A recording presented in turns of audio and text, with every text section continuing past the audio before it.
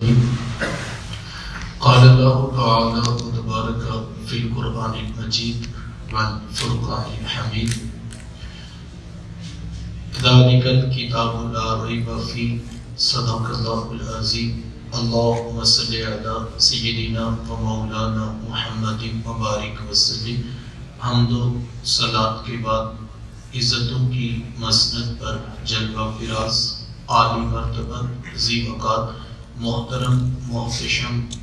سامعین کرام، السلام علیکم ورحمۃ اللہ وبرکاتہ۔ مجھے اور آپ کو ہفتہ بعد فہم قرآن کلاس کے آغاز کی آج پہلی نشست میں شرف حاصل ہے۔ دعا ہے اللہ تعالیٰ میری آپ کی شرکت کا ایک ایک لمحہ قبول فرمائے اور یہاں سے جو کتاب رحمت قرآن مجید کی آیات ہم سیکھ کر گھروں کو پڑھیں، اللہ تعالیٰ ہمیں ان پر عمل پیدا ہونے کا جذبہ نصیب فرمائے۔ آج چونکہ پہلا دن ہے تو میں کتاب رحمت قرآن مجید کے حقوق اور اس سے حاصل ہونے والے مقاصد پر آپ کی توجہ چاہوں گا تاکہ ہم اپنے سفر کے آغاز میں ہی چند باتیں طے کر لیں کہ اس کلاس کا مقصد کیا ہے اور ہم کس طرح سے قرآن مجید سے زیادہ اچھے طریقے سے فیض یاب ہو سکتے ہیں۔ قرآن مجید کے بنیادی طور پر ایک مسلمان کے اوپر 5 حق ہیں جسے ہر مسلم کو ضرور ادا کرنا چاہیے، اور یہی بنیادی مقاصد ہیں جو قرآن مجید نے اپنے ماننے والوں کو ارشاد فرمایا۔ قرآن مجید کا پہلا حق یہ ہے کہ اس کو اللہ تعالیٰ کی لا ریب کتاب مانا جائے، اس کے لفظ اور اس کے حرف کی صداقتوں پر مکمل یقین کہ اللہ کا کلام ہے اور اس میں شک نام کی کوئی گنجائش باقی نہیں کی۔ یہ اعجاز صرف کتاب رحمت قرآن مجید کو حاصل ہے۔ بڑے سے بڑا مصنف بھی جب کوئی کتاب لکھتا ہے تو اس کے شروع میں یا اس کے آخر پر یہ بات لکھنے پر وہ مجبور ہو جاتا ہے کہ اگر اس کتاب میں کوئی غلطی پائیں تو جلد اطلاع کر دیں تاکہ آئندہ ایڈیشن میں اس کا ازالہ کیا جا سکے۔ یہ نقص آپ کو دنیا کی بڑی سے بڑی کتاب میں دکھائی دے گا، لیکن یہ اعزاز صرف کتاب رحمت قرآن مجید کو حاصل ہے کہ پہلا صفحہ کھولیے تو کتنا خوبصورت کلام ہے، ذالک الکتاب لا ریب فیہ۔ اے مخاطب، آگے کے احکامات بعد میں پڑھنا، پہلے صفحے پر یہ فیصلہ کر لے کہ تیرے ہاتھوں میں جو کتاب ہے اس میں شک نام کی گنجائش کی بات ہے۔ اس قدر اٹل حقیقت کہ سورج مغرب سے تو شروع ہو سکتا ہے لیکن قرآن کا بتایا ہوا کوئی فیصلہ غلط نہیں ہو سکتا۔ اس دور جدید کے اندر جہاں بہت سارے فتنے روزمرہ کی زندگی میں ہم دیکھ رہے ہیں کہ رونما ہو رہے ہیں اور قوموں کے اندر جو ہے وہ شک کا بیج بویا جا رہا ہے، اور ایسے بڑے فتنے ہیں کہ بعض اوقات انسان کی آنکھیں دیکھ کر جو ہے وہ اس کی طرف مائل ہوتی ہیں اور یقین کی کیفیت پیدا ہو رہی ہے۔ تو قرآن مجید اس دور کے اندر، ہر دور کے اندر قرآن مجید راہ ہدایت ہے، لیکن اس دور کے اندر جہاں بہت سارے شکوک و شبہات ہر موضوع پہ پائے جاتے ہیں، تو قرآن مجید ایک ایسی حقیقت ہے کہ ساری دنیا ایک بات کہہ رہی ہو، میری آنکھیں بھی اس بات کو دیکھ رہی ہوں، لیکن اگر قرآن کہے کہ یہ حقیقت نہیں ہے تو مجھے قرآن مجید کی حقانیت پر، اس کی سچائی پر، اس کے بتائے اصول پر اتنا یقین ہونا چاہیے کہ ایک لمحے میں فیصلہ کر لوں کہ یہ ختم ہو جائے گا، یہ حقیقت نہیں، حقیقت وہ ہے جو قرآن میں ہے۔ اتنا یقین کامل ایک مسلمان کو قرآن مجید کی حقانیت اور اس کی سچائی پر ہونا چاہیے، اور ہمارے اسلاف کو اس بات پر بہت بڑا یقین حاصل ہے۔ حضرت جنید بغدادی علیہ رحمہ کی روایت موجود ہے کہ آپ نے اپنے ایک مرید کو بلایا اور اس کو ایک صندوق دیتے ہوئے کہا کہ بیٹا جاؤ جا کر دریائے دجلہ کے اندر یہ صندوق پھینک، اور بیٹا خیال کرنا، اس کو کھول کرنا دیکھنا کہ اس کے اندر کیا۔ کامل مرید وہ ہوتا ہے جو اپنے شیخ کے راز کی حفاظت کرے۔ مرید نے صندوق سر پر اٹھایا اور دجلہ کی طرف چل پڑا، اور جیسے حکم کی تعبیر میں آگے بڑھ کر دجلہ کے اندر صندوق پھینکنا چاہا تو اس کی آنکھوں نے ایک عجیب منظر دیکھا۔ منظر کیا تھا کہ جیسے صندوق پانی میں گرا تو پانی بھی دو حصوں میں بٹ گیا، اور انتہائی محبت کے ساتھ اس نے صندوق کو اپنی آغوش میں لیا۔ مرید حیرت زدہ تھا کہ آخر اس صندوق کے اندر کیا تھا، اور اگر کوئی اتنی قیمتی شے تھی کہ جسے پانی کے قطرے بھی جانتے تھے تو میرے شیخ نے اس کو پھینکوا کیوں دیا؟ مہمہ حیرت لیے حاضر خدمت ہوا، ہاتھ جوڑ کر عرض کرتا ہے کہ حضرت میں کبھی نہ پوچھتا، لیکن میری آنکھوں نے منظر ایسا دیکھا ہے کہ اگر آپ رات سے پردہ نہیں اٹھائیں گے تو شکوک و شبہات جنم لیں گے۔ تو حضرت جنید بغدادی علیہ رحمۃ فرمانے لگے کہ بیٹا آپ نے منظر ہی ایسا دیکھا ہے کہ اگر میں حقیقت نہیں بتاؤں گا تو آپ کو سکون اور چین حاصل نہیں ہوگا۔ تو بیٹا سنیے، میں نے 12 سال کی محنت شاقہ سے تصوف کے اسرار و رموز کے اوپر ایک کتاب لکھی، اور جب وہ کتاب مکمل ہو گئی تو پھر برابر 12 سال میں یہ بات سوچتا رہا کہ اس کا کوئی جملہ اور اس کی فکر کا کوئی زاویہ میرے رسول کی شریعت کی مخالفت میں نہ ہو، اور میں اس کی نوک پلک سنوارتا رہا، کہیں ایسا نہ ہو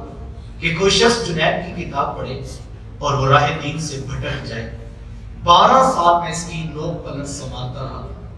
اس کے مختلف لفظوں کو دیکھتا رہا، اس کی جگہ یہ لفظ لکھ دوں تو زیادہ بہتر ہوگا، اس کی جگہ یہ حرف لگا دوں تو زیادہ بہتر ہوگا۔ پھر بیٹا برابر 12 سال میں یہ بات سوچتا رہا کہ لوگوں تک یہ کتاب پہنچاؤں یا کہ نہ پہنچاؤں۔ آج برابر 36 سال بیت جانے کے بعد میں نے یہ فیصلہ کیا ہے کہ قرآن کے ہوتے ہوئے لوگوں کو جنید کی کتاب کی ضرورت ہے۔ سبحان اللہ۔ جب اللہ کا قرآن موجود ہے تو پھر جنید کی کتاب کی ضرورت ہے۔ تو بیٹا یہ میری 36 سال کی محنت تھی جو میں نے دریا برد کر دی۔ جب قرآن موجود ہے تو کسی اور چیز کے ہونے کی ضرورت نہیں ہے۔ اللہ کے رسول صلی اللہ علیہ وآلہ وسلم کی ترمذی شریف کے اندر روایت موجود ہے، حضرت علی مرتضی رضی اللہ تعالیٰ عنہ سے مروی ہے، ایک حدیث میں کہ اللہ کے رسول صلی اللہ علیہ وآلہ وسلم نے قرب قیامت کے فتنوں کا تذکرہ کیا اور فرمایا اتنے فتنے برپا ہوں گے کہ بندہ صبح کو مومن ہوگا، شام کو کافر ہوگا، شام کو مومن ہوگا، صبح کافر ہوگا۔ یعنی ایک دن بھی ایمان بچانا اس کے لیے آسان نہیں رہے گا،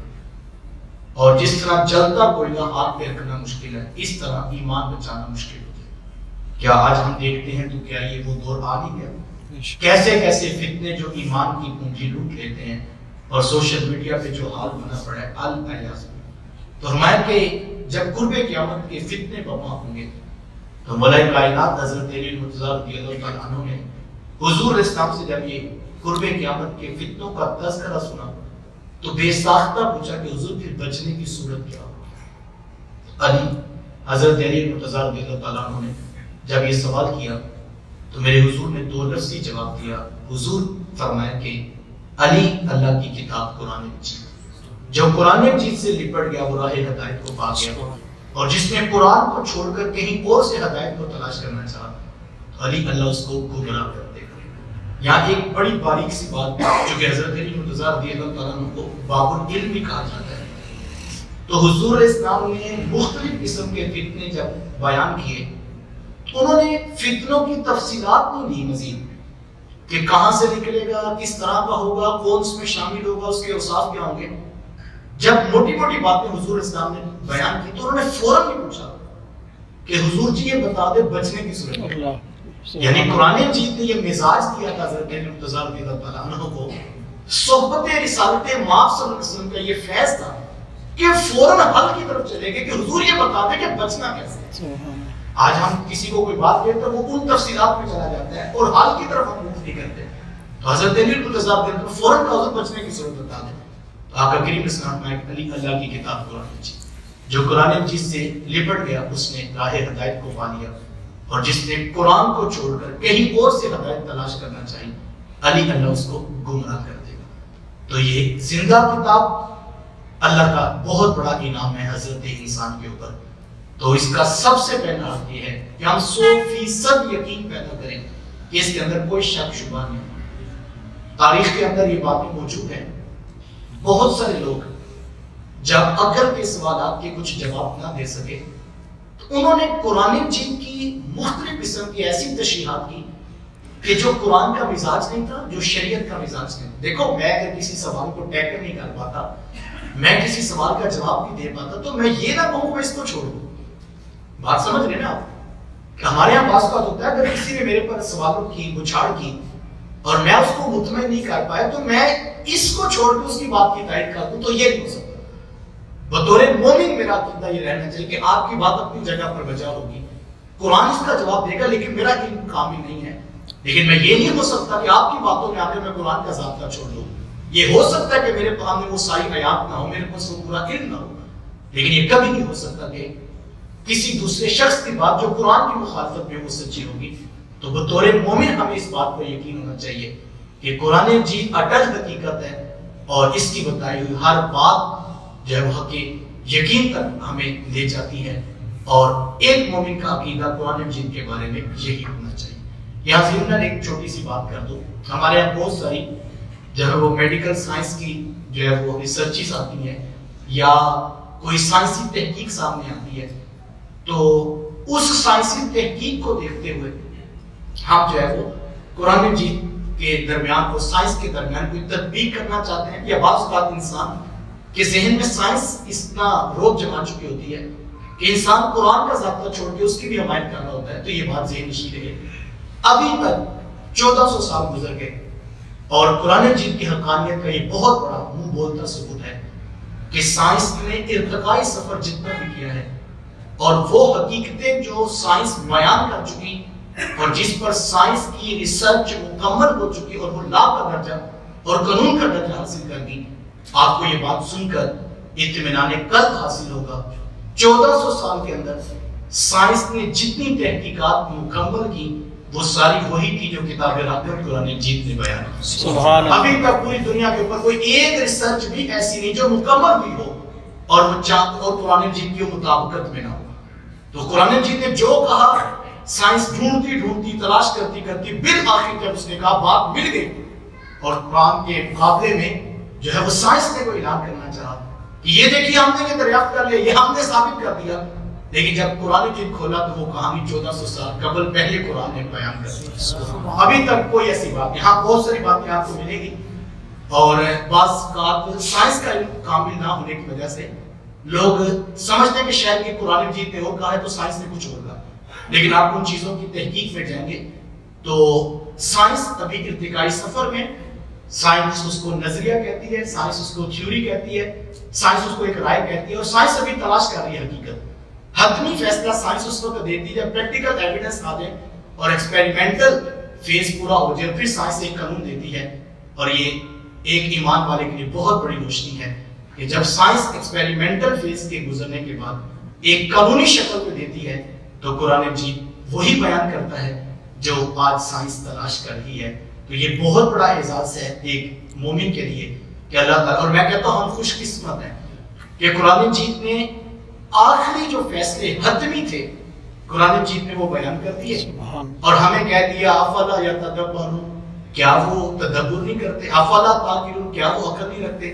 افلا تتذکرون، کیا وہ نصیحت نہیں پکڑتے؟ قرآن مجید نے اپنے ماننے والوں کو کہا تم تحقیق کرو، تم جستجو کرو، تم تدبر کرو، تم غور و فکر کرو.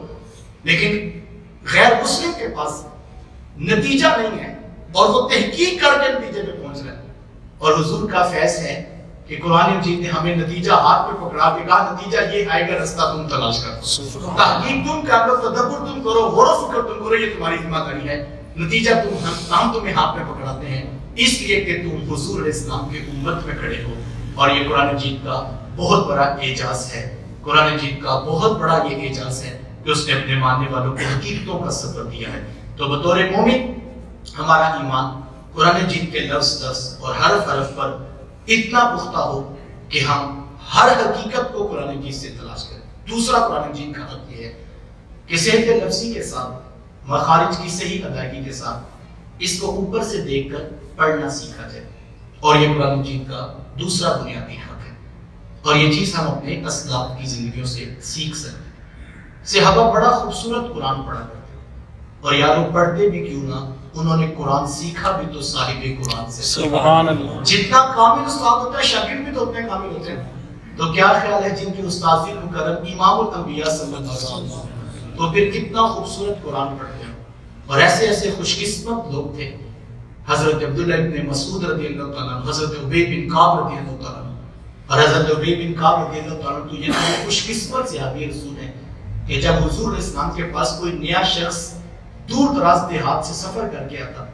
اور آ کر عرض کرتا کہ حضور میں قرآن سیکھنا چاہتا ہوں، تو حضور پورے اعتماد اور فخر کے ساتھ فرماتے کہ اس شخص کو ابی بن کعب کے پاس لے جاؤ۔ سند تھے وہ اس میدان میں کہ ان کو ان کے پاس لے جاؤ، ان کو قرآن پڑھنا سکھا۔ ایک دن اللہ کے رسول صلی اللہ علیہ وسلم بازار کی گلی سے گزر رہے تھے کہ چلتے چلتے حضرت ابی بن کعب رضی اللہ تعالیٰ عنہ کا گھر آ گیا۔ یہ گھر میں بیٹھے تلاوت قرآن مجید کر رہے تھے کہ گلی سے حضور علیہ السلام کا گزر ہوا۔ آقا کریم علیہ السلام نے جب ان کی تلاوت کی آواز سنی تو میرے حضور وہیں پہ کھڑے ہو کر قرآن سنے۔ کیسا خوش قسمت وہ شخص ہوگا جس کا قرآن اللہ کے رسول سنے۔ سبحان اللہ۔ جب صبح ملاقات ہوئی تو حضور فرمایا کہ ابی آپ قرآن بڑا خوبصورت پڑھتے ہیں۔ عرض کی حضور آپ کو کیسے پتہ چلا؟ حضور فرمایا کہ رات آپ کے گھر کے قریب سے گزر ہوا تھا اور آپ کے قرآن پڑھنے کی آواز آ رہی تھی۔ حضرت ابی بن کعب رضی اللہ تعالیٰ عنہ عرض کرتے ہیں کہ حضور جی مجھے تو پتہ ہی نہیں تھا کہ آپ سن رہے ہیں۔ حضور اگر پتہ ہوتا نا کہ آپ سن رہے ہیں تو حضور میں اور سنبھال کے پڑھتا، مجھے تو پتہ ہی نہیں تھا کہ میرے حضور میرا قرآن سن رہے ہیں۔ اللہ اکبر۔ خود فرمایا کہ لوگوں خوبصورت لب و لہجے کے ساتھ قرآن مجید کو زینت بخشا کرو اور قرآن مجید کو پڑھنے کا مزاج پیدا کیا۔ تو یہ بات ذہن نشین ہے کہ قرآن مجید کو اوپر سے دیکھ کر پڑھنا یہ ضروری ہے اور یہ بنیادی حق ہے۔ آپ کی یہ اس بات کا انکار نہیں ہے کہ آپ ترجمہ پڑھیں گے، کسی بھی زبان میں آپ سیکھیں گے تو آپ شاید آپ کی انڈرسٹینڈنگ اور ہو جائے اور آپ کو شاید بات زیادہ سمجھ آئے، لیکن یہ بات ذہن نشین ہے کہ قرآن مجید کے جو الفاظ ہیں یہ رب کے نازل کرتا ہے، اور جتنے بھی تراجم ہوں گے بڑی سے بڑی زبان میں ہو جائیں تو وہ کبھی بھی ان لفظوں کا مقابلہ نہیں کر سکتے جو رب نے عطا کیا۔ تو قرآن مجید کو ان لفظوں میں پڑھنا یہ روحانیت کا بہت بڑا سفر ہے۔ علامہ اقبال علیہ رحمہ جیسی شخصیت قرآن مجید کو جب تلاوت کیا کرتے تو آنکھوں میں اتنے آنسو آ جاتے کہ قرآن مجید کے اوراق بھیگ جایا کرتے۔ اور پھر اقبال نے رقت تمیز لہجے میں امت کو نصیحت کی، کہا اگر تمہیں ترجمہ اور مفہوم سمجھ میں نہ بھی آئے تو پھر بھی تم عربی میں قرآن کو پڑھا کرو۔ کہا جو قرآن مجید کو کثرت سے تلاوت کرتا ہے اس کے دل کا تعلق گنبد خضرا کے مکی کے دل سے جڑتا ہے، اس کو روحانی طور پہ اللہ کے رسول صلی اللہ علیہ وسلم کا فیض نصیب ہوتا ہے۔ اور حضور اسلام نے خود فرمایا کہ جس طرح لوہے کو پانی کے ساتھ زنگ لگ جاتا ہے، فرمایا اس طرح دلوں کو بھی زنگ لگ جاتا ہے۔ تو صحابہ نے پوچھا کہ حضور پھر اس زنگ کو اتارنے کا طریقہ کیا ہے؟ تو ایک تو حضور نے فرمایا کہ کثرت کے ساتھ موت کا ذکر کیا کرو، موت کو یاد کیا کرو، اور دوسرا فرمایا کہ کثرت کے ساتھ قرآن مجید کی تلاوت کی جائے۔ تو اگر انسان تلاوت کا مزاج بنا لے تو اس تلاوت کے ساتھ بھی دلوں کے زنگ اترتے ہیں، اور یہ نسخہ کیمیا ہمیں دیا گیا ہے۔ اور یقین جانے اگر انسان اس بات کا معنی مفہوم نہ بھی جانتا ہو تو تلاوت کا ہی مشغول بنا لے، تلاوت کا ہی اس کا معمول ہو، تو قرآن مجید کے لفظوں میں اتنا نور ہے کہ یہ ویسے میں کہتا ہوں ایک تو روحانی کیفیت ہے جو قرآن مجید پڑھنے سے حاصل ہوتی ہے، لیکن اگر انسان صرف اتنی بات سوچ لے کہ جس خالق نے مجھے پیدا کیا ہے میں اس کا کلام پڑھ رہا ہوں، تو یہ چیز بھی انسان کو لطف دیتی ہے کہ میں رب کا کلام پڑھ رہا ہوں۔ اور یہ بہت بڑے اعزاز کی بات ہے کہ میرے اور آپ کے پاس محفوظ قرآن مجید آج بھی موجود ہے۔ تو ہمیں اس کے لیے اہتمام کرنا چاہیے۔ ہم چاہیں گے کہ یہاں پر ہم جب تلاوت کیا کریں گے تو اس انداز میں کریں کہ ہم جو ہے غور کریں گے تو ہمیں بہت ساری چیزیں جو ہے خود بخود سمجھ میں آنا شروع ہو جائیں گی، اور اس پر ہمیں ابھی سے جو ہے وہ سیکھنا چاہیے۔ یہ ساری زندگی سیکھنے کا عمل ہے۔ بعض کا انسان کہتا ہے میری 40 سال عمر ہوگی تو اب میں اوپر سے دیکھ کر پڑھنا سیکھوں۔ آپ کوشش کریں، انشاءاللہ آسان ہو جائے گا۔ اب تو سوشل میڈیا کے تھرو بہت ساری ایپس ہیں اور بہت ساری یوٹیوب کے اوپر قاری صاحبان کی ویڈیوز موجود ہیں۔ اگر آپ تھوڑا سا غور کر کے یہاں بھی اور بعد میں بھی کوشش کریں گے تو انشاءاللہ اوپر سے دیکھ کر قرآن پڑھنا بھی جلد آنا شروع ہو جائے گا۔ تیسری بات، قرآن مجید کا جو بنیادی مرکزی حق ہے وہ یہ ہے کہ اس کا معنی، اس کا مفہوم اور ترجمہ القرآن پڑھنے کا بندوبست ہے۔ اور اس کلاس کا بنیادی مرکزی نقطہ بھی یہی ہے کہ ہم معنی اور مفہوم کے ساتھ قرآن مجید کو پڑھنے کا مزاج پیدا کریں، اور یہ قرآن مجید کا بنیادی حق ہے۔ اور یہ بات طے شدہ ہے، علماء نے اس کو بیان کیا ہے، اس کو لکھا ہے کہ اگر ایک شخص نے 10 مرتبہ اوپر سے دیکھ کر قرآن مجید پڑھا اور دوسرے شخص نے 10 مرتبہ تو تلاوت نہیں کی، اس نے صرف 2 آیات پڑھی، پھر ان کا معنی، ان کا مفہوم پڑھا، اور پھر 10 منٹ بیٹھ کر وہ سوچتا رہا کہ یار میں تو زندگی ایسے گزار رہا ہوں اور قرآن کہتا ہے کہ ایسے گزارو۔ 20 منٹ کے بعد جب وہ اٹھا تو یہ فیصلہ کر کے اٹھا کہ آج کے بعد زندگی قرآن مجید کے مطابق گزاروں گا، تو علماء فرماتے ہیں وہ 10 مرتبہ قرآن مجید سے پڑھنے والے سے اس شخص کا عمل بڑا عمل ہے کہ اس نے اس مقصد کو حاصل کیا جس مقصد کے لیے قرآن مجید کو نازل کیا گیا۔ مقصد یہ سمجھنے کی کتاب تھی، غور و فکر کرنے کی کتاب تھی، تدبر کرنے کی کتاب، لیکن ہم آج اس مقصد سے بڑے دور جا چکے ہیں، اور ایسے لگتے سے ہمیں بھول ہی گیا۔ ہم بسا اوقات معافی میں بھی دیکھتے ہیں کہ قاری قرآن تلاوت کر رہے ہوتے ہیں اور وہ ایسی آیات بھی ہوتی ہیں کہ جن میں بعض اوقات جو ہے وہ عذاب الہی کا تذکرہ ہوتا ہے، اور وہ موقع ہوتا ہے کہ اس وقت استغفار پڑھی جائے، لیکن ہمیں تو پتہ ہی نہیں ہوتا کہ پڑھنے والا پڑھ کیا رہے اور بتانے والا بتا کیا رہے۔ ہمیں صرف اتنا پتہ ہوتا ہے جب وہ رکے گا تو ہمیں زور سے سبحان اللہ کہنی ہے اور نئے نوٹ نکال کر اس کے اوپر پھینکنے ہیں۔ ہمیں پتہ ہی نہیں ہوتا کہ قرآن مجید بتا کیا رہے۔ یقین جانیے اس کے معنی، اس کے مفہوم، اس کے ترجمے کو پڑھنے کا مزاج پیدا کریں۔ دیکھیں سادہ سی بات ہے، آپ اپنے بچے کو انگلش میڈیم اسکول میں داخل کروائیں، 2-4-10 دن کے بعد اس کا آپ ٹیسٹ لیں تو بچہ آپ کو انگلش فر پڑھ کے سنا دے، اس کا لہجہ بھی ٹھیک ہو، تلفظ بھی ٹھیک ہو، اور آپ کہیں کہ بیٹا اس کا مجھے ترجمہ اور معنی بتا دیجیے، تو وہ کہیں کہ ترجمہ تو اسکول میں سکھایا نہیں جاتا، تو کیا آپ اپنے بچے کو اسکول میں پڑھانا گوارا کریں گے؟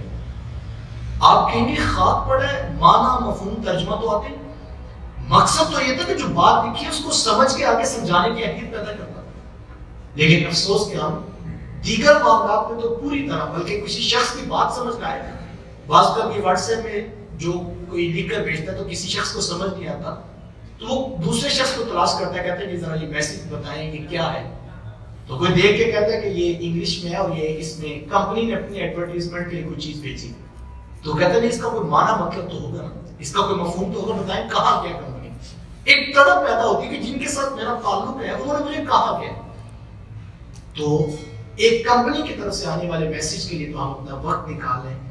اور یہ میں نے دیکھا آج کل دوست کچھ بچوں کو چائنیز زبان بھی سکھا رہے ہیں، تو میں نے کہا کہ آپ چائنیز کیوں سکھا رہے ہیں، تو کہنے کہ آنے والا دور جو ہے وہ چائنا لیڈ کر رہا ہے، تو کاروباری ویسے بھی ہمارے تعلقات چائنا سے مال منگواتے ہیں،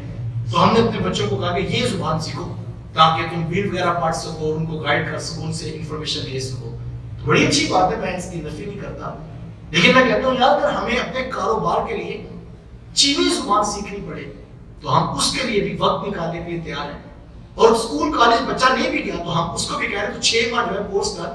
تاکہ تجھے پتہ لگنا چاہیے کاروباری اصول ضابطے جو ہے سمجھ رہے ہیں ان کی باتیں، اور ہم اپنی بات ان کو کنوے کر سکیں۔ بڑی اچھی بات ہے، لیکن یار کیا اتنی تڑپ اس بات میں بھی پیدا ہوئی کہ جو احکم الحاکمین ہے، جو ہمارا خالق حقیقی ہے، اس نے ہمیں پیدا کیا ہے اور اس نے یہ کتاب بھیجی تھی، عربی زبان میں تھی، اور اس نے ساتھ یہ بھی کہا تھا اِنَّا أَنزَلْنَاهُ، ہم نے اس کتاب کو نازل کیا ہے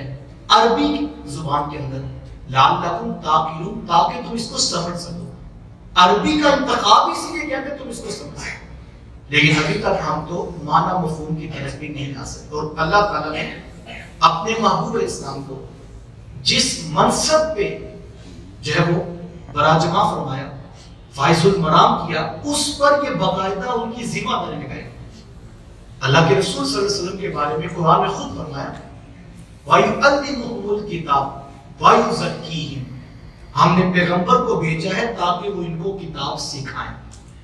یہ حضور کا منصب نبوت ہے کہ حضور قرآن مجید سکھاتے تھے، اور اللہ نے یہ بیان کیا۔ لیکن میرا یہاں سادہ سا سوال ہے کہ اللہ نے فرمایا ہم نے محبوب کو، نبی علیہ السلام کو بھیجا اس لیے وہ ان کو قرآن مجید کی تعلیم سکھائیں۔ میرا سادہ سا سوال ہے کہ جو پڑھنے کے لیے آ رہے ہیں، جن کے لیے بھیجا گیا ہے، آپ اگر عربی ترجمہ میرے سے سیکھنے آئے ہیں، قرآن مجید سیکھنے تو بات سمجھ میں آتی کہ ہماری زبان نہیں اور ہمیں سمجھنے کی ضرورت ہے، ہمیں باقاعدہ کلاس جوائن کرنی چاہیے۔ لیکن صحابہ تو عربی النسل تھے، خاندان نسلیں ان کی عربی زبان جانتی تھی، اور صرف عربی کا معنی مفہوم نہیں جانتے تھے۔ عربی زبان کے اندر ایک لفظ اگر 70 معنی میں استعمال ہوتا ہے، ایسے لوگ بھی عرب میں موجود تھے جن کو 70 معنی دلیل کے ساتھ آتے تھے کہ یہ لفظ اس معنی میں بھی استعمال ہوتا ہے۔ لیکن قرآن ان کو کہہ رہا ہے کہ وَيُعَلِّمُهُمُ الْكِتَابَ، محبوب ان کو کتاب سکھائیں۔ سادہ سا سوال ہے، جو ایک عربی لفظ کے 70 معنی دلیل کے ساتھ جانتے ہیں، اور اتنی پختہ دلیل کے ساتھ کہ ایک دوسرے سے بحث کرتے ہیں کہ اگر تم اس کا یہ معنی لیتے ہو تو اس میں بطور دلیل حوالہ دو کہ کسی شاعر نے کیا اس کو اپنے شعر میں استعمال کیا کہ اس لفظ کا یہ معنی، یہ مفہوم ہوتا ہے، تو دوسرا شخص بطور دلیل ساتھ میں شعراء کا، ادباء کا حوالہ بھی دیتا ہے کہ جناب اس کا ریفرنس ہے کہ یہ اس معنی میں بھی استعمال ہوتا ہے۔ اتنے ذخیم دماغ رکھنے والے اور اتنی فصیح زبان جاننے والے، نسل در نسل عربی زبان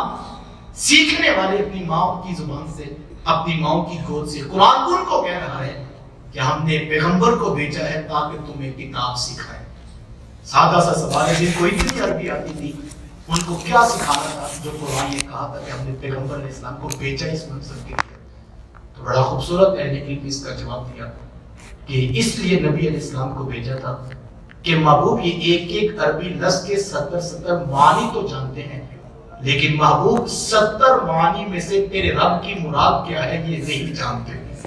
وہ مراد تجھے بتا دی گئی ہے اور تو بتائے گا محبوب ان کو کہ اس کا صرف یہ معنی لینا ہے، اس کا یہ مفہوم لینا ہے، اور یہ مقصد یہ ہے جس کے لیے قرآن کی آیت نازل کی گئی۔ تو اس مقصد کے لیے جو ہے وہ قرآن مجید کو نازل کیا گیا تاکہ وہ ڈیفائنڈ پرپس جو اسلام کو مقصود تھا وہ نبی علیہ السلام کو بتا دیا گیا، اور حضور کی وساطت سے امت تک تو تعلیم پہنچی۔ اور باقاعدہ طور پر یہ بات بھی ذہن نشین رکھیے گا، 1.5 لاکھ کے قریب صحابہ ہیں جنہوں نے اللہ کے رسول صلی اللہ علیہ وسلم کی زیارت بھی کی ہے اور ان کے دستے برکت پر دین اسلام کو قبول بھی کیا ہے، لیکن سارے صحابہ قرآن مجید کی آیات کی تفسیر، ان کے شان نزول اور ان پر بحث نہیں کیا کرتے تھے۔ مخصوص صحابہ تھے، جب صحابہ میں بھی اللہ اکبر کیسے معتبر لوگ تھے، صحابہ میں آپس میں اختلاف ہو جاتا تو ایک صاحب یہ کہتے کہ اس کا یہ مفہوم ہونا چاہیے، دوسرے کہتے یہ، تو صحابہ آپس میں بحث میں الجھتے نا، کہتے کہ الجھنے کی ضرورت کیا ہے، جب 2 رائے آگی ہیں تو آؤ ابن عباس کی چوکھٹ پہ چلتے ہیں۔ ابن عباس کو حضور نے قرآن سکھایا، ان کو پتا ہوگا، بلکہ حضرت عبداللہ ابن عباس رضی اللہ تعالیٰ عنہ، مجھے یہاں یاد آ گئے، یہ رئیس المفسرین کہلاتے ہیں، انہوں نے قرآن مجید کی آیات کی تفسیر کو جو ہے وہ جمع کیا، اور اس وقت امت کے پاس تفسیر ابن عباس کے نام سے ایک مختصر اور جامع وہ تفسیر جو حضور علیہ السلام سے انہوں نے سیکھی، بچپنے کی عمر تھی، اور ایک دن اللہ کے رسول صلی اللہ علیہ وسلم کے گھر تشریف لے گئے، آقا کریم اسلام نماز پڑھ رہے تو انہوں نے موقع غنیمت جانا اور انہوں نے بھی حضور علیہ السلام کے پیچھے اقتدا کرتے ہوئے نماز کی نیت باندھی۔ دوران نماز میرے حضور علیہ السلام نے ان کو ہاتھ سے پکڑ کر یوں اپنے ساتھ کھڑا کیا۔ حضرت ابن عباس رضی اللہ تعالیٰ عنہ قدم گھسیٹ کر پھر واپس ہو۔ نماز مکمل ہوئی تو حضور علیہ السلام نے فرمایا کہ بیٹا ابن عباس، میں نے آپ کو اپنے ساتھ کھڑا کیا تھا تو آپ پیچھے کیوں ہو گئے تھے؟ تو سنیے جواب جو رئیس المفسرین بنے، بچپنے میں ان کا مزاج کیا تھا، بچپنے میں ان کی تربیت کا معیار کیا تھا، یوں ہی رئیس المفسرین ہی بنے۔ عرض کرتے ہیں حضور میں کہ بیٹا جب میں نے آپ کو اپنے ساتھ کھڑا کیا تھا آپ نے پھر جو ہے پیچھے قدم کیوں کر لیے؟ تو حضرت ابن عباس رضی اللہ تعالیٰ عنہ فرماتے ہیں کہ حضور جی آپ تو اللہ کے رسول ہیں نا، تو آپ کے ساتھ کھڑے ہو کے بھلا میں نماز پڑھ سکتا ہوں؟ اللہ، یہ ادب پیش نظر تھا، اور حضور اسلام کو یہ بات اتنی اچھی لگی، ایک اور موقع پر بھی اور اس موقع پر بھی حضور اسلام نے دعا کے ہاتھ اٹھا دی اور اللہ کی بارگاہ میں عرض کیا، اے اللہ میرے بیٹے ابن عباس کو قرآن کا فہم عطا کر۔ حضور کی دعاؤں کی بدولت حضرت ابن عباس رضی اللہ تعالیٰ رئیس المفسرین کہلائے، اور جب صحابہ میں آپس میں بات آتی تو حضرت ابن عباس رضی اللہ تعالیٰ عنہ کی بات کو معتبر سمجھا جاتا تھا، بلکہ حضرت عمر رضی اللہ تعالیٰ عنہ جب بڑے کبار صحابہ کے پاس بیٹھتے تو حضرت ابن عباس رضی اللہ تعالیٰ عنہ تو ان کو پاس بٹھاتے ہیں. تو کسی نے کہا کہ ابن عباس کی تو تھوڑی عمر ہے, بڑے بڑی عمر کے صحابہ موجود ہیں اور آپ ان کو اتنی جو ہے قربت میں بٹھاتے ہیں. تو حضرت عمر رضی اللہ تعالیٰ عنہ فرمانے لگے ان کو میرے حضور نے قرآن فہمی کی دعا سے نوازا اور عمر اس علم کی وجہ سے ان کو پاس بٹھاتا ہے. اور حضرت عمر رضی اللہ تعالیٰ عنہ کی باقاعدہ رائے لیا کرتے تھے کہ ابن عباس آپ بتائیں آپ کا اس کے بارے میں کیا موقف ہے. تو ہم خوش قسمت ہیں کہ ان لوگوں نے محنتیں کی اور آج شہد نچوڑ کر کے قرآن کی آیات سے امت کی آسانی کے لیے مفاہیم اور تفاسیر کو سامنے رکھا. اور اسی مقصد کے لیے میں اور آپ بھی جمع ہیں کہ ہم جو ہے وہ معانی اور مفاہیم سیکھیں اور وہ مقصود جو قرآن کا ہے اس کو حاصل کریں. دوسری بات میں یہ چاہوں گا کہ اس فہم قرآن کلاس میں جب ہم بیٹھے تو ممکن ہو سکے تو ایک جو ہے وہ ڈائری یا شارٹ نوٹس کے لیے کاپی اپنے پاس ضرور رکھیں اور پورے اخلاص کے ساتھ جب ہم بیٹھیں تو آج تک 25 سال میں 30 سال میں ہم نے جو کچھ سیکھا ہے اس کو اینالائز کریں. ہم نے اساتذہ سے سیکھا, ہم نے کالج یونیورسٹی سے سیکھا, ہم نے خاندان سے سیکھا, ہم نے بڑوں سے سیکھا, ہم نے ممبر و محراب سے سیکھا, بہت کچھ ہم سیکھ چکے ہیں زندگی میں. میں یہ سمجھتا ہوں اس فہم قرآن کلاس کا بہت بڑا جو ہے وہ اعجاز یہ ہوگا کہ ہم نے 25 30 40 سال میں جو سیکھا ہے جب ہم قرآن مجید لے کر بیٹھے تو اللہ کی بارگاہ میں دعا وہ بھی ہوں اور پوری 100% دیانتداری کے ساتھ ہم جو نظریات, جو عقائد, جو ہمارے زندگی کے معمولات ڈیولپ ہو چکے ہیں ہم ان کو ایک طرف رکھ لیں اور ساتھ جب قرآن سیکھیں تو پھر ان کو نوٹ کرتے جائیں اور پھر گھر جا کر ہم 10 منٹ 5 منٹ 15 منٹ اپنی دکان پر, اپنے دفتر پر, کسی تنہائی میں بیٹھ کر ہم جو 15-20 سالوں میں 30 سالوں میں ہم نے زندگی میں سیکھا ہے اس کو ہم قرآن کے سٹینڈرڈ پہ لا کے پرکھیں اور پھر اگر وہ بات قرآن کے مطابق ہو تو پھر ہم اس کو قبول کر لیں اور اگر وہ چیز قرآن مجید کی تعلیمات کے مطابقت میں نہ ہو تو پوری دیانتداری سے ہم فیصلہ کریں کہ مالک ہم دھوکے میں تھے, ہمیں خاندان نے سکھا دیا, ہمیں معاشرے نے کہا کہ اس طرح ہوتا ہے, ہمیں ممبر و محراب سے جو چیز ملی ابھی تک ہم اس کو بھی خود اپنی آنکھوں سے قرآن مجید کے دیے ہوئے ضابطوں پر پرکھیں اور پھر اگر ہمارا دل گواہی دے کہ یہ بالکل ایسے ہی ہے جیسے میرے رب نے کہا تھا تو پھر میں اور آپ اس کو قبول کر لیں اور اگر ایسا نہ ہو تو پھر میں اور آپ کھلے دل کے ساتھ اپنے نظریات, اپنی سوچ, اپنے افکار قرآن مجید کے بتائے ہوئے نظریات کے مطابق لائیں. اور یہی اس کلاس کا مقصد ہے کہ ہم نئے طریقے کے ساتھ, نئے انداز میں, نئے جذبے کے ساتھ اپنی زندگی کے عقائد و نظریات کو اور اپنے کانسیپٹ کو اور اپنے تصورات کو ڈیولپ کریں گے کہ قرآن نے ہمیں کیا ضابطہ کیا. اور پھر میں نے کہا یہ ہم پہلے فیصلہ کر چکے ہیں کہ سورہ مغرب سے تو طلوع ہو سکتا ہے, قرآن مجید کا بتایا ہوا کوئی فیصلہ غلط نہیں ہوگا. تو ہم قرآن مجید کے مطابق اپنی زندگی کو ڈیزائن کرتے جائیں اور جو سمجھتے جائیں, سیکھتے جائیں, اور پھر چوتھا اس کا یہ کہ ہم اس کے اوپر عمل پیرا ہوتے جائیں. اور یہ مقصود ہے. پہلا ہفتہ ایمانیات کا, دوسرا تلاوت کا, اور تیسرا معنی اور مفہوم کا, اور چوتھا ہے پریکٹیکلی لائف کو تبدیل کرنے کا جذبہ پیدا. اور یہ قرآن مجید کی حکمت ہے. قرآن مجید جس طرح ماں بچے کو چلنا سکھاتی ہے, یقین جانیے آپ 3-4 ماہ یہ وظیفہ پڑھ کے دیکھیں, آپ کو لگے گا جیسے سارا قرآن اتنا ہی میری ہدایت کے لیے. اور جس طرح ماں بچے کو چلنا سکھاتی ہے اس طرح قرآن مجید اپنے چلنے والوں کو انگلی پکڑ کے رستہ دکھاتا ہے. میں صرف قرآن مجید کا ایک ضابطہ دیتا ہوں. اس وقت معاشرے کے اندر بہت ساری ٹینشنز ہیں, پریشانی ہے, معیشت کا بحران ہے, مہنگائی کا طوفان ہے, اور کیا کچھ ہے جو ہم نہیں دیکھ رہے. روزانہ ایک شخص نہ جانے کن کن جگہوں پہ پھنس جاتا ہے. قرآن مجید کا اپنے ماننے والوں کو صرف ایک سادہ سا ضابطہ, اور یہ وہ آیت کریمہ ہے جس کے بارے میں میرے حضور اسلام جب تلاوت کیا کرتے تو حضور فرماتے ہیں کہ اگر ایک شخص اپنی زندگی میں اس ایک آیت کو شامل کر لے تو قرآن مجید کی ایک آیت بھی اس کے لیے کافی ہے. اتنی بڑی آیت ہے جس کو اللہ کے رسول صلی اللہ علیہ وسلم نے تلاوت فرمایا امت کے سامنے, اور قرآن مجید کا یہ ضابطہ اور یہ اصول دیا, میں یتقی اللہ, وہ شخص جو اللہ سے ڈر گیا,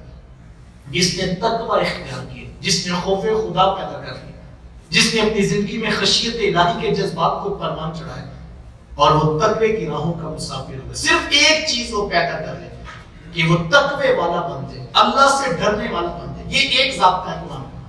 اور آگے 2 بشارتیں اور 2 ضمانتیں قرآن نے اس شخص کو دی جس نے قرآن کا یہ ضابطہ اختیار کر لیا. کون سا ضابطہ؟ میں یتقی اللہ, وہ شخص جو اللہ سے ڈر گیا. وہ شخص جس نے خوف خدا پیدا کیا، وہ شخص جس نے خشیت الہی کے جذبات پیدا کیے، اس کو قرآن مجید کی ضمانت ہے یجعل لہ مخرجا، اللہ فرماتا ہے وہ جہاں بھی پھنسے گا اس کا رب اس کے لیے راہیں بنا دے گا، سبحان اللہ، رب اس کے لیے رستہ بنائے گا۔ یہ قرآن کی ضمانت ہے۔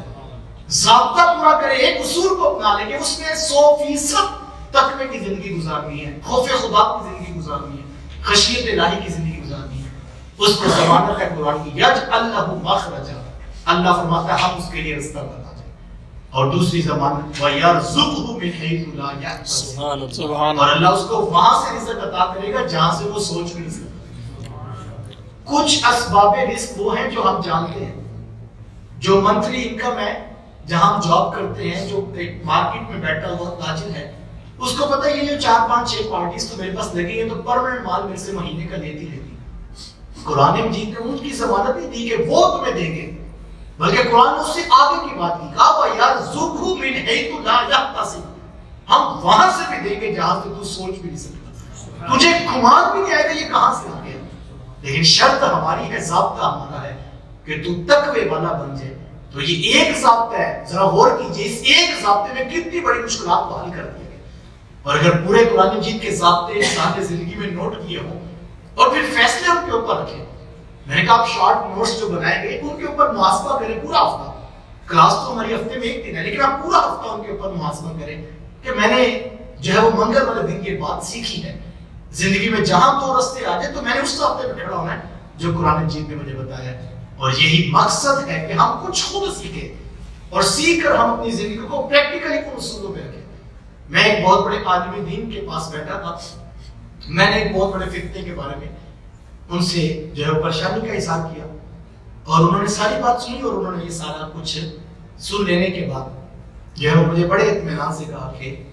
یہ ختم ہو جائے گا وقتی طور پر۔ تو میں نے ساری بات سننے کے بعد میرا خیال تھا وہ کوئی اگلا لاہے بن رہے گی،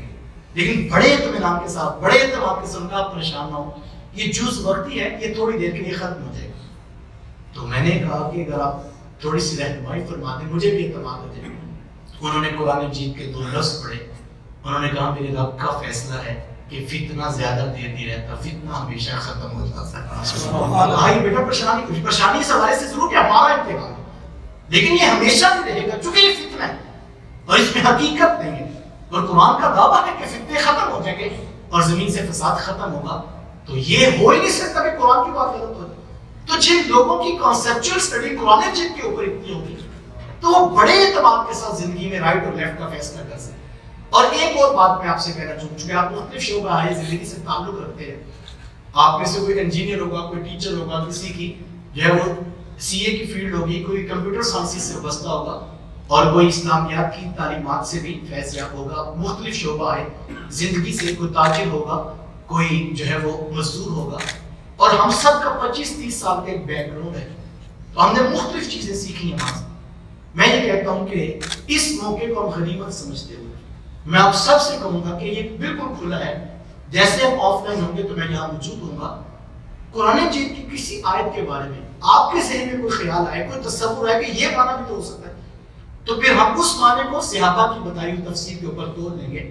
اور اس سٹینڈرڈ پہ پرکھ لیں گے۔ تو میں یہ چاہوں گا کہ مجھے خود بہت کچھ سیکھنے کو آپ سے ملے گا، یہ ایسا نہیں کہ جو میں نے بتا دی وہی حق میں گایا، میں تو مخصوص کچھ چیزیں جو ہے وہ وقت کے دامن میں رہتے ہوئے آپ کے ساتھ شیئر کروں گا۔ تو ہم ایک گروپ بھی بنا دیں گے، میرا پرسنل نمبر بھی آپ کے پاس ہوگا، تو آپ کو اپنی زندگی میں جو مشاہدات ہوئے، جو تجربات ہوئے، جب آپ ان کی روشنی میں قرآن مجید کو پڑھیں گے تو آپ کے لیے اور بہت سارے علم کے گوشے کھلیں گے۔ میں اس کی ایک سادہ سی مثال دیتا ہوں۔ میں یہ کچہری میں ایک کام تھا اور ہمارے ایک دوست وکیل ہیں، تو میں ان کے پاس گیا تو انہوں نے مجھے کہا کہ آپ کا کام تو 2 گھنٹے تک ہو رہا ہے، تو اگر آپ اجازت دیں تو ہم کوئی قرآن مجید کی 1-2 آیات کے بارے میں، تو انہوں نے مجھ سے پوچھے تو میں نے ان کو کچھ باتیں بتائیں، تو وہ پھر مجھے کہنے لگے کہ ایک قرآن مجید کی آیت جو ہے وہ میں نے ان کو یہی موٹیویشن دی کہ آپ خود پڑھیں گے تو آپ میرا نمبر لے لیں، تو جب کبھی کوئی ایسا معاملہ ہوتا آپ ڈسکس کریں گے تو میرا اپنا بڑا فائدہ ہے۔ تو انہوں نے جو ایک بات میرے سے ڈسکس کی وہ مجھے یقیناً اس آیت کی حقانیت اور اس آیت کا مفہوم اور اس آیت کا جو ایک حکمت بڑا پیغام ہے اس کا یقین، ان کا یقین اس کے اوپر کسی اور انداز میں۔ وہ مجھے کہنے کہ ہم نے BA کے جو ہے وہ سلیبس میں آیت پڑھی تھی سورہ احزاب کی، اللہ تعالیٰ نے قرآن مجید میں فرمایا کہ ادعوہم لآبائہم ہوا اقسط عند اللہ، یہ منہ بولے بیٹے جو ہیں، نیپالک جو ہیں، کہ اللہ فرماتا ہے ان کو ان کے اصل باپوں کے ناموں سے پکارو، ہوا اقسط عند اللہ، یہ اللہ کے ہاں زیادہ انصاف والی بات ہے۔ تو کہتے ہیں یہ میں نے آیت پڑھی ہوئی تھی ترجمے کے اندر اور یہ میرے ذہن میں محفوظ رہ گئی۔ تو کہتے ہیں کہ ہماری فیملی میں پچھلے دنوں ایک ایسا معاملہ ہوا کہ جس سے مجھے اس آیت کی حکمت پر جو ہے وہ دل آشش کر رہا تھا کہ کیا خوبصورت جس رب نے انسان کو پیدا کیا، اس نے کیسے خوبصورت ذاتیں دی۔ کہتے جب ہم نے یہ پڑھی تھی تو عام سی ایک بات تھی کہ بالکل جن کا حقیقی جو باپ اس کے نام سے پکارا جائے تو بالکل طے شدہ بات تھی، لیکن کہتے کہ ہماری فیملی میں ایک معاملہ یہ ہوا کہ ہمارا ایک رشتہ دار بیٹا ہے، تو اس نے اظہار کیا کہ میں نے فلاں گھر کے اندر شادی کر دی۔ تو کہتے کہ جب بیٹے نے خواہش کا اظہار کیا تو اس کے ماں باپ نے اس کو حکمت سے ٹالا، لیکن بیٹے نے تھوڑی سی مزید ضد چاہی تو ماں باپ نے پھر اس کو ٹالا، لیکن یہ معاملہ جب مزید ضد پکڑ گیا اور بیٹا واضح تھا کہ میں نے وہیں پر نکاح کرنا ہے، تو کہتے کہ ان کے پاس کوئی آخری حل نہ رہا اور بیٹا جو ہے وہ بہت سارا پریشانی کا مسئلہ بننے لگا اس کی طرف سے۔ تو کہتے ہیں کہ پھر اس کے ماں باپ نے ان کو بتایا کہ بیٹا دنیا کی کوئی طاقت آپ کا اس گھر میں نکاح نہیں کروا سکتی۔ تو اس نے چیخیں مارنی شروع کر دی، کیسے اسے دنیا کی کوئی طاقت نہیں کروا سکتی۔ تو پھر انہوں نے راز افشا کیا کہ بیٹا اصل میں جہاں آپ نکاح کا کہہ رہے ہیں وہ حقیقت میں آپ کی بہن لگتی ہے، اور ہم نے آپ کو بتایا نہیں تھا، اور وہ آپ کی ہی سگی بہن ہے اور وہ ہماری بیٹی ہے، ہم نے بچپنے میں ان کو دے دی تھی، تو جو ہے وہ اس حقیقت کو ہم نے کبھی بیان نہیں کیا آپ کے سامنے، تو یہ نکاح نہیں ہو سکتا، یہ اللہ رسول کی شریعت کا ضابطہ ہے۔ تو نوجوان چونکہ 4-6 ماہ اس ٹینیور میں گزار چکا تھا، اور ایک وقت جو ہے وہ خاندان میں بھی جو ہے ریلیشنز ڈیولپ ہو جاتے ہیں بعض کا، تو کہتے ہیں وہ اس صدمے کو برداشت نہ کر سکا کہ میں اپنی بہن کے بارے میں اس طرح کے جذبات رکھتا تھا، تو پھر اس کی یہ حالت ہوگی کہ وہ اپنے بدن کا گوشت جو ہے وہ دانتوں سے نوچتا تھا، اور اس نوجوان کو ذہنی طور پہ اتنا ڈپریشن ہوا کہ کہتے ابھی تک وہ ہوش نہیں آ رہا۔ تو کہتے ہیں مجھے پھر قرآن کی وہ حکمت سمجھ آئی، قرآن نے 1400 سال قبل کہا تھا ادعوہم لآبائہم ہوا اقسط عند اللہ، تمہیں حکمتیں نہیں پتہ ہیں، تمہارے رب کا فیصلہ ہے کہ لے پالکوں کو ان کے سر باپوں کے ناموں سے پکارو۔ خرابیاں 1400 سال جنم بعد میں لے رہی ہیں، لیکن قرآن نے 1400 سال قبل حقیقتیں بیان کی۔ تو کہتے ہیں میرے سامنے یہ آیت لگتا تھا کہ آج کے دن کے لیے اتری، اور ماں باپ بھی بے بس تھے کہ کاش ہم پہلے بتا چکے ہوتے اور ہم نے قرآن کا یہ سبق پڑھا ہوتا۔ تو یہ ایک وکیل کے پاس کیس آیا، ان کی فیملی کا میٹر تھا، تو یہ آیت کا جو مفہوم اور اس کی حقانیت کا یہ جو پہلو ہے یہ شاید میرے ذہن میں بھی کبھی نہیں آیا، لیکن اسی طرح زندگی کے کچھ تجربات آپ کے بھی ہوئے ہیں، اور جب ہم قرآن مجید کو پڑھیں گے اور آپ کے اندر یقین کامل پیدا ہوگا کہ یار واقعی جس طرح میرے رب نے کہا تھا زندگی اسی طرح گزارنی چاہیے، اور یہ زندگی جب اس ضابطے پہ گزرے گی تو پھر بہت سارے روشنیوں کے پہلو اور بہت سارے ہدایت کے گوشے میرے اور آپ کے سامنے جو ہے وہ کھلتے چلے جائیں گے، اور قرآن مجید کی یہ ضمانت ہے۔ ہم نے اور میں نے اور آپ نے مل کر کوشش کرنی، اس کا مقصد اپنے رب کا قرب حاصل کرنا، اور یہ قرآن مجید کے اپنے ماننے والوں کو ضمانت ہے والذین جاہدوا فینا لنہدینہم سبلنا۔ اللہ تعالیٰ فرماتا ہے وہ جو ہماری راہ میں کوشش کرتے ہیں، وہ جو ہماری راہ میں مجاہدہ کرتے ہیں۔ قرآن مجید نے صرف ایک ڈیمانڈ کی ہے، کہا جو کوشش کرتے ہیں، جو لگے رہتے ہیں، جو تگ و تاس کرتے ہیں، جو مجاہدہ کرتے ہیں کہ ہمیں رب کا قرب حاصل ہو جائے، قرآن مجید ان کو ضمانت دیتا ہے لنہدینہم سبلنا۔ اللہ فرماتا ہے ہم ان کے لیے راہیں کھول دیں گے، ہم ان کو رستے دیں گے جو قرآن کے کہنے پر جد و جہد کرے گا، کوشش کرے گا، سعی کرے گا۔ کوشش اور سعی ہمارا کام ہے، راہیں کھول دینا، قرآن سے ہدایت عطا کرنا، یہ اس کی کرم نوازیوں پہ ہے۔ اور یہ جو قرآن مجید کا چوتھا حق ہے، قرآن مجید کا 5واں حق یہ ہے کہ ہم اس کے پیغام کی تبلیغ کریں۔ تبلیغ کیسے کی جائے، کس حکمت سے کی جائے، یہ پورا چیپٹر ہے، لیکن میں صرف ایک بات یہ کہنا چاہوں گا کہ حضور علیہ السلام نے فرمایا کہ آقا کریم علیہ السلام کی حدیث ہے، فرمایا کہ ہر شخص کل اپنی رعیت کے بارے میں جواب دے ہو، جو اس کا دائرہ کار ہے اس سے ان کے بارے میں پوچھا جائے۔ ایک باپ ہے تو اس کی اولاد کے بارے میں اس سے سوال ہے، ایک امیر ہے تو اس کی رعایا کے بارے میں اس سے سوال، ایک استاد ہے تو اپنے دائرہ کار میں رہتے ہوئے اس استاد سے اپنے شاگردوں کے بارے میں سوال ہے۔ تو میں اور آپ یہاں سے جو سیکھیں، میں یہ چاہوں گا کہ 8 دن کوئی اپنی ذات پر سب سے پہلے اس تبلیغ کو نافذ کیجیے اور اپنے حصے کا چراغ روشن کیجیے. اور اگر ہم اس کار خیر میں جو ہے وہ اوروں کو بھی شامل کر لیں. ہفتے میں ایک دن ہے اور ہم کوشش کریں گے 1 گھنٹے کی کلاس کو مکمل کریں اور ہم ایک رکوع سے کچھ زیادہ پڑھنے کی کوشش کریں گے تاکہ پورا ہفتہ بھی ہم اس کو ریوائز کرتے رہیں اور جب ہم آئیں تو بڑا پختہ یاد ہو چکا ہو اور وہ اتنا پختہ یاد ہوا وہ پھر ہماری زندگیوں کا بھی حصہ بن جائے. اور یہ صحابہ کی زندگیوں کا معمول تھا. صحابہ 10 آیات قرآن مجید کی پڑھتے اور پھر ان کے اوپر اتنا پختہ عمل کرتے اور پھر اگلی 10 کو تلاوت کرتے. تو ہمارے پاس پورا ہفتہ ہوگا تو ہم اس کی تبلیغ اپنی ذات پہ نافذ کریں اور اپنے گھر والوں کو اس کار خیر میں شریک کریں. ہمارے یہ سوشل میڈیا والے دوست یہ کوشش کریں گے انشاءاللہ آیت بائی آیت اس کو کلپس کی صورت میں ہم پوری ذمہ داری سے جو ہے وہ آگے فارورڈ کر سکیں تاکہ اس کار خیر میں اور دوست بھی شریک ہو سکیں. اور میں اللہ کا کروڑہاں بار شکر ادا کروں شاید کہ یہ جب حال بن رہا تھا تو اس وقت ہمارے ذہن میں تو نہیں تھا لیکن آج اتنے خوبصورت ماحول میں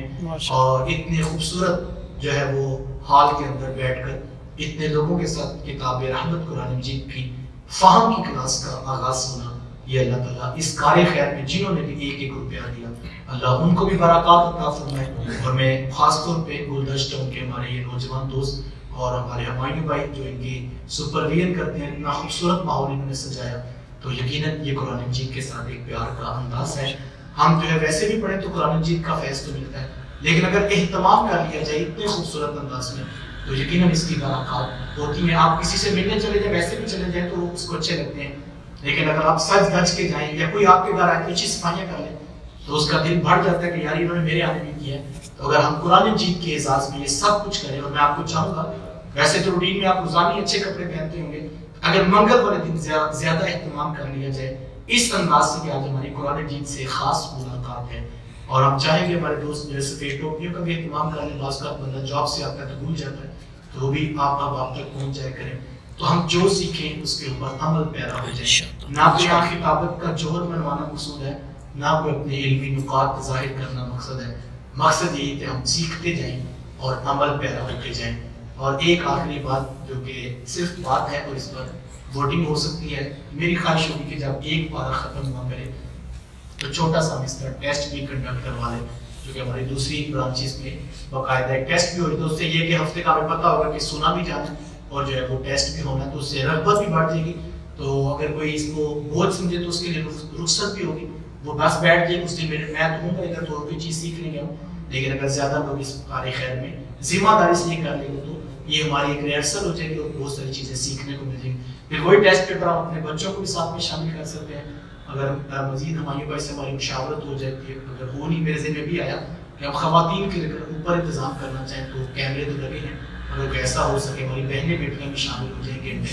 تو رستہ بیک سائڈ سے بھی ہے. باقی اگر اس پہ ہو سکتی بات ہم مشاورت کر لیں گے تو پوری ذمہ داری کے ساتھ ہم جو ہے وہ ہفتے میں 1 دن ہے منگل کا دن میں بھی کوشش کروں گا کہ کسی کو بھی اس میں وقت نہ دوں اور خاص اسی وقت میں ہم شامل ہوں. اور اس کے بعد دعا ہو جائے کریں گے 1 گھنٹے کے اندر اور اس کے بعد ہم نے عربی گرامر کی کلاس رکھی ہے خاص طور پہ یونیورسٹی کے کچھ نوجوان ہیں تو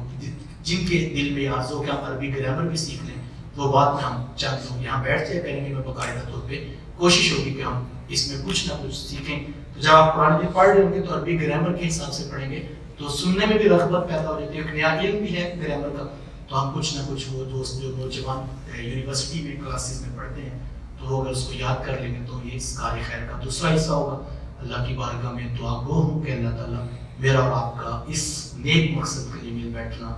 اپنی بارگاہ میں قبول فرمائے. بارے دیگر میں گلدشتوں کے دوستوں کا شکریہ ادا کرتا ہوں جنہوں نے اتنے خوبصورت ماحول میں اتنے لوگوں کو جمع کیا. اللہ کی بارگاہ میں دعا گو ہوں اللہ تعالیٰ آخری سانس تک اس کار خیر میں مجھے اور آپ کو شریک سفر کے اور قرآن مجید کی تکمیل کا یہ سفر اللہ ہمیں استقامت سے پورا کرنا نصیب فرمائے. آخر دعوانا ان الحمد للہ. آمین. اللہم صلی علی سیدنا و مولانا محمد مبارک وسلم. میرے مالک کے ہاتھ پھیلی جو رحمتوں سے بھر دے. اتنے لوگ اپنا قیمتی وقت نکال کر تیری توفیق سے جمع ہوئے یا اللہ سب کا آنا قبول فرما. ہمارے دوستوں نے یہ سب کچھ تیرے قرآن کے اعزاز میں کیا ہے یا اللہ جس نے اجڑے ماحول میں ہم نے تیرے قرآن کی کلاس کا آغاز کیا تو اپنی رحمتوں کا صدقہ اپنے فضل سے ہمارے دلوں کو بھی اتنا اجلا کر دے ہمارے دلوں کی دھرتیوں کو پاکیزگی عطا فرما. ہم گندے نکمے لوگ ہیں، تیرا قرآن پاک ہے، تیرا رسول پاک ہے، تیری ذات پاک ہے. ہم اس کام کے لیے منتخب کر دیں. زندگی کے غیر ضروری کام یا اللہ جن میں ہم الجھ پڑے ہیں، ہمیں ان سے نکال کر اپنے قرآن کی خدمت کے لیے قبول کر لیں. یا اللہ اپنے قرآن کی خدمت کے لیے اس مسجد کا اس حال کو قبول فرما. یا اللہ ہمیں اوروں کو اس کار خیر میں شریک کرنے کی توفیق عطا فرما. اس کے لیے مزید بہتر اسباب نصیب فرما. جو کہا جو سنا جائے یا اللہ اس پر عمل کی بھی توفیق دے. یا اللہ میرے اس ٹاؤن کے رہنے والوں کو برکتیں عطا فرما. یہ ہم سے پیار کرتے ہیں تیرے قرآن کی بدولت. یا اللہ ہمیں ہمیشہ اس رات میں مخلص رکھنا، اس غرض دنیا اور لالچ سے محفوظ رکھنا، اپنی بارگاہ سے اپنا قرب عطا کرنا. یہ سارے بہانے، یہ سارے ہیلے تیری محبت کے لیے، تیرے رسول کے پیار کے لیے. ہمیں محروم نہ رکھنا. ہم مانتے ہیں گناہ گار ہیں، ہم سے غفلتیں بھی ہو جاتی ہیں، سستیاں بھی ہو جاتی ہیں. ہمیں اپنے قرآن کا صحیح فہم عطا کرنا. جس مقصد کے لیے قرآن تو نے نازل کیا، یا اللہ ہمیں وہ مقصد سمجھنے کی توفیق دینا. ہماری فکر میں، ہماری سوچ کے زاویے میں اگر کہیں پر کوتاہی ہو تو یا اللہ تو ہمیں معاف کرنا. ایسے اسباب دینا کہ جس سے ہماری بھی جو ہے وہ رہنمائی ہو سکے. ہماری اس مسجد کو قرآن اور حدیث والی مسجد بنانا. یہاں آنے والوں کو ہمیشہ اسلام کی سچی اور سچی فکر نصیب فرما. اس کے انتظام و انصاف میں نوجوان بزرگ سب شامل ہیں. یا اللہ اس کو تاکہ ہمیں قیامت آباد رکھنا. یا اللہ اس کے حال کے ساتھ منسلک گراؤنڈ میں بھی جو اتنا خوبصورت ماحول ہے یہ تیری مسجد کے تقدس میں ہے. یا اللہ ہماری چھوٹی چھوٹی کاوشیں ہیں، تیری ذات بڑی بلند ہے، تو ان کو قبول کرنا. تو ہماری نسلوں کو بھی اس خدمت کی توفیق دینا. تیرا گھر تو قیامت تک رہے گا. ہم خوش قسمت ہوں گے، یہ حصہ ہماری نسلوں کو نصیب ہے. رب ہم جو دوست ہمارے فوت ہو گئے یا اللہ، جو اس کار خیر میں جس طرح سے بھی شریک تھے، مسجد کے نمازی تھے، گزرتے ہوئے یا اللہ محبت کی نگاہ سے دیکھتے تھے، یا اللہ سب کی کاوشوں کو قبول فرما. جو فوت ہو گئے ان کی بخشش فرما، جو بیمار ہیں ان کو شفا عطا فرما. رب ارحمہما کما ربیانی صغیرا. صلی اللہ تعالی علی حبیبہ محمد وآلہ وصحبہ اجمعین. ہمارے دیگر دوستوں کا شکریہ، آپ لوگ اپنا قیمتی وقت نکال کر تشریف لائے. اللہ آپ کو جزاک اللہ.